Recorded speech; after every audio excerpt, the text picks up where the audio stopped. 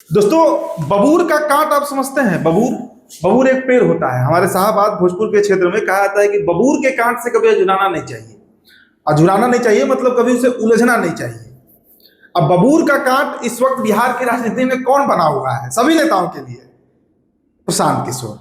और उनको हम बबूर का कांट इसलिए कह रहे हैं, हालांकि बबूर का कांट अच्छा चीज नहीं होता है, लेकिन इस वक्त बिहार की राजनीति को साफ सुथरा करने के लिए कम से कम जरूरत है प्रशांत किशोर जैसे बबूर के कांट का। दिलीप जायसवाल, डॉक्टर दिलीप जायसवाल भारतीय जनता पार्टी के बिहार के सबसे बड़े नेता, प्रदेश अध्यक्ष, ऐसे उलझ गए हैं, ऐसे अधुरा गए हैं इस बबूर के कांट से, इसका नाम प्रशांत किशोर है, कि भारतीय जनता पार्टी अब उनसे किनारा कर रही है। भारतीय जनता पार्टी के कई नेता उनसे किनारा कर रहे हैं, सभी नेता किनारा कर रहे हैं। क्या सम्राट चौधरी, क्या विजय सिन्हा, किसी का नाम आप रख लीजिए। कई बीजेपी नेताओं से हमारी बातचीत हुई, कल भी एक बड़े नेता से हमारी बातचीत हुई सामने। हमने पूछा कि भाई दिलीप जायसवाल के मामले पर आप लोग चुप क्यों हैं? इतना बड़ा मामला है, एक मेडिकल कॉलेज को हड़पने का मामला है, उस कॉलेज में क्लर्क से चेयरमैन बनने तक का सफर तय कर लिए दिलीप जायसवाल। और कल तो जो प्रेस कॉन्फ्रेंस कराया गया, राजेश शाह की हत्या में भी इनकी सहभागिता बताई जा रही है। राजेश शाह की माँ और बहन तो फुट फुट कर रो रही थी। मैं उस वक्त प्रेस कॉन्फ्रेंस में मौजूद था, वहां पर जनसुराज का जो कल किसी हो रहा था। एक बार अपना अपना कैमरा इस बूढ़ी माँ अमला देवी की ओर घुमाइए और इनके चेहरे के पीड़ा को देखिए। इनके 6 बच्चे हैं और ये लोग बहुत गरीब घर के लोग हैं। इनके पति वहाँ साधारण छोटा मोटा व्यापार रोजी रोजगार करके अपना परिवार चलाते थे। 2007 में इनके घर के बगल में सरस्वती शिशु मंदिर के एक विद्यालय से जुड़ा हुआ रोड और रोड के इर्द गिर्द जमीन के खरीद बिक्री को लेकर विवाद शुरू हुआ। इनका एक लड़का राजेश शाह, उस समय उसने वहां लोकल लोगों के साथ मिलकर उसका विरोध किया। दिलीप जायसवाल जी वहां 10 एकड़ जमीन कब्जा करना चाहते थे, खरीदना चाहते थे, लोगों से जबरदस्ती करना चाहते थे। जैसा कि इन लोगों का कहना है कि इनके लड़के ने उसका विरोध किया, पहले उसको धमकी मिली, पीछे हटने की बात कही गई और फिर 2007 में एक दिन उसका एक दोस्त दुर्गा पूजा की तैयारी के नाम पर उसको घर से मोटरसाइकिल से बैठाकर ले गया, इन सब के सामने ले गया। और फिर इनको खबर मिलती है कि एक भीड़ ने उस बच्चे को, इनके बेटे को घेर कर पीटा है और इतनी बुरी तरह पीटा है, ऑलमोस्ट मरणासन्न हो गए और उनको किसी सरकारी अस्पताल में नहीं ले जाया गया। वो कहीं सरकारी अस्पताल में नहीं गए, उस व्यक्ति को उठाकर दिलीप जायसवाल के नियंत्रण वाले माता गुजरी देवी कॉलेज में, मेडिकल कॉलेज में ले जाया गया। हद सुनिए कि भाई लड़का इनका गया और तथाकथित तौर पर पुलिस का जो एक वर्जन है कि भीड़ ने उसको मारा, उसके पास पिस्टल था, ऐसा पुलिस के एक आरोप पत्र में कहा गया है, जैसा कि किसी ने इल्जाम लगाया है। वो बच्चा, उसको 100 लोग रोड पर मारते रहे लेकिन उसके हाथ में पिस्टल है, उसने पिस्टल नहीं चलाया। और पुलिस को इसकी सूचना किसने दी? पुलिस के खुद के रिकॉर्ड के हिसाब से दिलीप जायसवाल ने खुद पुलिस को बताया कि एक भीड़ यहाँ पर है जो उनके घर से 2 किलोमीटर दूर है। देखिए कितने बड़े समाज सेवी हैं, कितनी चिंता उनको है। भीड़ एक बच्चे को मार रही है, एक युवक को मार रही है। पुलिस को सूचना दिलीप जायसवाल ने दी, उस बच्चे को वहां से दिलीप जायसवाल के मेडिकल कॉलेज में भर्ती कराया गया, राजेश शाह को। उसके बाद 2 दिनों तक ये पूरा परिवार, ये इनके शब्दों में अभी आप सुनिएगा, ये लोग छटपटाते रहे कि हमको हमारे बच्चे से एक बार मिला दीजिए। इनको राजेश शाह से उनके माँ, उनके बाबूजी को मिलने तक नहीं दिया गया और पुलिस ने केस ये बना दिया कि यही आदमी सुपारी लेकर दिलीप जायसवाल का मारने आया था, पिस्टल लेकर, और दिलीप जायसवाल के समर्थकों ने या सामान्य नागरिकों ने उसको घेर कर मार दिया। अब वहीं पे खत्म नहीं हुई बात। 1 साल तक करीब इनका FIR रजिस्टर नहीं किया गया है। उस जवान लड़के के मौत के सदमे से इनके पति, अमला देवी के पति और उस लड़के के बाप 2 बरस में बेड पर गिरकर उनकी मृत्यु हुई है। माता गुजरी देवी मेडिकल कॉलेज, आरोप है दिलीप जायसवाल पर कि उन्होंने उस कॉलेज को हड़पा, उसके जमीन को पहले हड़पा, फिर कॉलेज को हड़पा। और जो परिवार, देखिए अल्पसंख्यक सिख परिवार का वो कॉलेज था, और आज वो परिवार साइड हो गया, खत्म हो गया, और उसके मालिक बनकर बैठे हुए हैं दिलीप जायसवाल। और सबसे बड़ी जो बात है कि उस मेडिकल कॉलेज से न जाने बिहार के कितने राजनेताओं के बेटे बेटियां जो हैं वो पढ़कर डॉक्टर बने हैं। तो इसलिए पूरा पार्टी चुप बैठा हुआ है।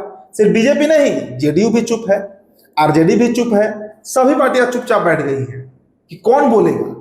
अगर कल दिन भांडाफोड़ हुआ तो कहीं उनके बच्चों पर इसका लांछन ना लग जाए, उनके किसी सगे संबंधी पर इसका लांछन ना लग जाए। और किस्त दर किस्त प्रशांत किशोर जो है वो दिलीप जायसवाल का पोल खोल रहे हैं। अब कल जिस बीजेपी के नेता से हमारी बातचीत हो रही थी, टेलीफोनिक बातचीत थी, हमने पूछा कि भाई दिलीप जायसवाल पर कुछ तो बताइए कि क्या स्पष्टीकरण है आप लोग का, खबर हम चलाएंगे, अगर कोई तथ्य है तो बताइए। सिर्फ दिलीप जायसवाल आकर सोशल मीडिया पर लिख दे रहे हैं। कल उन्होंने एक पोस्ट किया कि 6 जुलाई से मेरे खिलाफ एक सुनियोजित षड्यंत्र रचा जा रहा है, बेबुनियाद बातों को रखा जा रहा है, तथ्यहीन बात है। अगर तथ्यहीन है तो दिलीप जायसवाल को एक प्रेस कॉन्फ्रेंस करके, एक प्रेस वार्ता करके तथ्यों को सामने लाना चाहिए। अब उन पर तो मर्डर तक का आरोप लग रहा है। भाई राजेश शाह की मां और बहन दोनों कल प्रेस कॉन्फ्रेंस में मौजूद थे, हमारे सामने मौजूद थे। बहन रो रो कर कह रही थी कि 1 साल तो लग गया हमें एफआईआर दर्ज कराने में। और ये कांड हुआ कब था? जब राष्ट्रीय जनता दल की सरकार बिहार में हुआ करती थी 2005 के पहले। उस समय दिलीप जायसवाल ने ये कुकर्म किया, ये कांड किया। उनकी बहन बोल रही थी, उनकी माताजी बोल रही थी। तो इतना बड़ा मामला है, आप खुद नोटिस कीजिए कि इतना बड़ा मामला, और भारतीय जनता पार्टी जैसी पार्टी इस पर अगर चुप्पी साधी हुई है।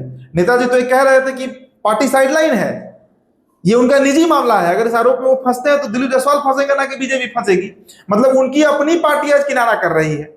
और दोस्तों ये बात आप जान लीजिए कि भारतीय जनता पार्टी, जहां तक मेरा अपना अनुमान है, भारतीय जनता पार्टी इनसे किनारा कर चुकी है। और ऐसे कई लीडर हैं बीजेपी में, कोई एक नेता नहीं है। हमने आपको सतीश चंद्र दुबे का कहानी बताया था, इस वक्त राज्यसभा के सदस्य हैं, केंद्र में मंत्री हैं। उनके ऊपर शायद भारतीय दंड संहिता का सारा सेक्शन ही लगा हुआ है। अभी जीवेश मिश्रा को देख लीजिए, नकली दवा कंपनी चला रहे थे। दवा कंपनी तो ओरिजिनल था, जिसके डायरेक्टर हैं उसमें नकली दवा बन रहा था, सजायाफ्ता हो गए, उन पर भी पार्टी चुप है। तो भाई साहब ये चुनावी साल है और प्रशांत किशोर लंगोटा बांध लिए हैं। मैं प्रशांत किशोर के पक्ष में नहीं कह रहा, लेकिन लंगोटा तो वो पार्टी बांध लिया है कि इस बार आर या पार फरिया लेना है, फरिया लीजिए। अगर प्रशांत किशोर के खिलाफ कोई तथ्य मिलता है तो केस करिए, प्रेस कॉन्फ्रेंस करिए, नहीं तो उनके प्रेस कॉन्फ्रेंस का आप जवाब दीजिए। अब देखिए ना, मंगल पांडे पर एक बार प्रेस कॉन्फ्रेंस करके प्रशांत किशोर ने बोला, मंगल पांडे गायब। उसके बाद कहां मंगल पांडे को जवाब सूझा? अशोक चौधरी मानहानि कर रहे थे, क्या हुआ भाई? तो ये सारे नेता जो जेडीयू और बीजेपी के सत्तारूढ़ दल के नेता हैं, बीते 20 सालों से जो ये कांड कुकर्म करते आ रहे हैं। अब आरोप लगाया प्रशांत किशोर ने कि अशोक चौधरी ने अपनी बेटी को टिकट दिलाने के लिए एक मोटी रकम चिराग पासवान को दी। ये आरोप लगाए थे प्रशांत किशोर, भड़के अशोक चौधरी। लेकिन क्या उसका निष्कर्ष निकला? क्या परिणति निकली उसकी? कोई कार्रवाई नहीं प्रशांत किशोर पर। तो अगर एनडीए गठबंधन के नेता सही है, वाजिब है, अब मंगल पांडे को मंगल पांडे कह दिए, अशोक चौधरी को सर्वदलीय नेता का नाम दे दिए प्रशांत किशोर। लेकिन इन नेताओं के मुंह में बकार नहीं है, इनके मुंह में जुबान नहीं है कि ये प्रशांत किशोर को पलट कर जवाब दे सके, उनके खिलाफ कोई प्रेस वार्ता करके कोई खुलासा कर सके कि पीके ने, प्रशांत किशोर ने भी ऐसा किया था, क्योंकि तथ्य ही नहीं है। और प्रशांत किशोर डेटा पर बात करते हैं, गणित पर बात करते हैं, तथ्यों पर बात करते हैं, बजाबते प्रमाण के साथ वो प्रेस कॉन्फ्रेंस करते हैं। जो पिछला प्रेस कॉन्फ्रेंस हुआ था उसमें वो सिख साहब मौजूद थे, उनका बयान आप सुने होंगे। कल राजेश शाह जिनकी मृत्यु हो गई और उस मृत्यु में सहभागिता अभियुक्त बताए जा रहे हैं दिलीप जायसवाल, उनकी माताजी और बहन वहां पर मौजूद थी। तो कुल मिला जुलाकर आज दिलीप जायसवाल की हालत ऐसी हो गई है। और दोस्तों मेरा जो अपना अनुमान है, ये कोई सोर्स की खबर नहीं है, जिस तरह भारतीय जनता पार्टी के नेता किनारा कर रहे हैं दिलीप जायसवाल से, जिस तरीके से पार्टी पल्ला झाड़ रही है दिलीप जायसवाल से, हो सकता है कि अगले कुछ दिनों में, सप्ताह में, महीने में अगर दिलीप जायसवाल इसको जस्टिफाई नहीं कर पाए तो शायद वो प्रदेश अध्यक्ष के पद से भी हटाए जा सकते हैं। लेकिन इन सब के बीच हम एक सवाल ये भी खड़ा करेंगे कि नीतीश कुमार आखिर कहां गायब है?